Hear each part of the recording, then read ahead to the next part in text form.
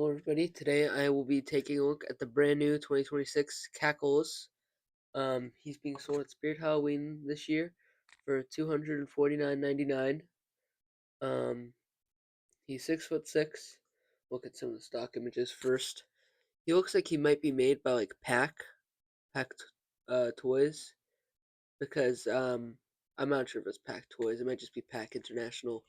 But way like his base is like kind of rounded out like that. He might not be, but I like the way he's kind of like cotton candy colored, a little bit like Cotton Candy Dan.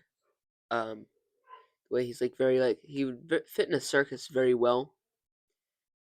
That's actually kind of a cool looking head, like face sculpt. Kind of looks like Martian Warrior's head. That's what it kind of looks like. Um, I do like as well the way like you can kind of like see like flesh and stuff, and how he's missing some teeth. Like that flesh looks very realistic. Feel like they might have like been able to like kind of like make the face right here kind of like look like like this over here and look like the face, just to like kind of like keep the same like kind of flow going. So I feel like it's a little weird that that looks so plasticky compared to this.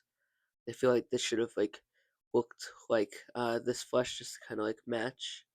Um, he is pretty tall. He's as tall as Michael Myers. Um, so far he seems like a pretty good value. Here's what his uh box looks like. One thing though that I wish he did is I wish he had like a side to side movement or something, because I just feel like he's a little lacking in movement for 250. Like he's a good value prop because it's a good jump scare, but like if he had like one more movement like side to side, or like moved his arm up and down like Nibbles or something like that.